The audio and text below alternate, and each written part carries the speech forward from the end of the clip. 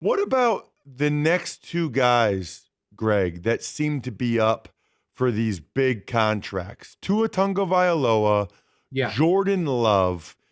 Do you think Tua is a top five quarterback? Do you think he can be a top five quarterback? What do you see from Tua? I would say that Tua is as good a window thrower as there is in the NFL. He has an innate feel for underneath coverage and the timing of throws between and behind coverage. Those window throws versus zone is what separates him from many quarterbacks in the NFL. His sense of timing and anticipation is really, really high level. And so everything about his game is built off that.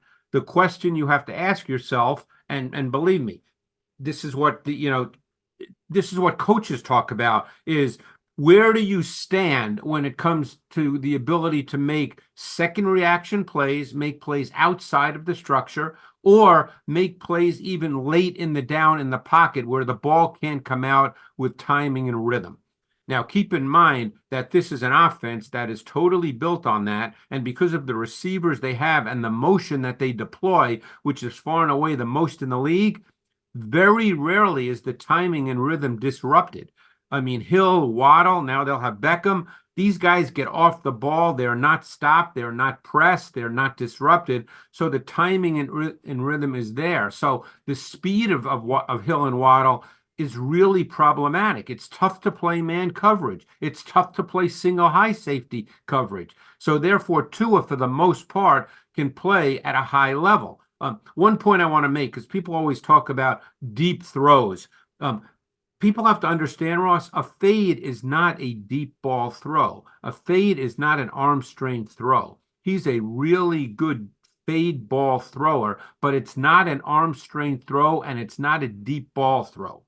You know what's so interesting, Greg? And we're talking with my guy, Greg Cosell from NFL Films, who joins me every week on the Ross Tucker podcast.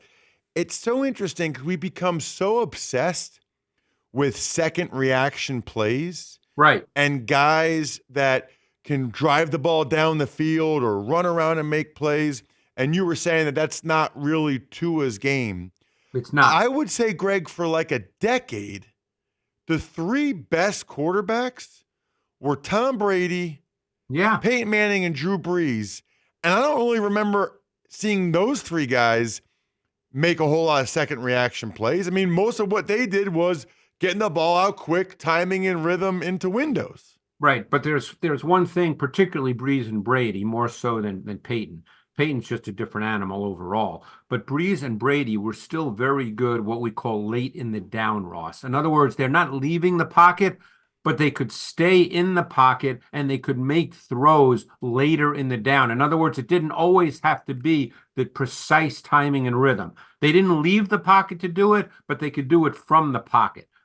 But to your point, different coaches have different views about the inherent value of getting out of the pocket. There's a lot of coaches that believe that the NFL game is now such that to really become that guy, a top 4 or 5 guy in the league, that you have to be able to make those kinds of second reaction plays. Because then you get into the playoffs and, you start playing, the better defenses. Sometimes they take things away.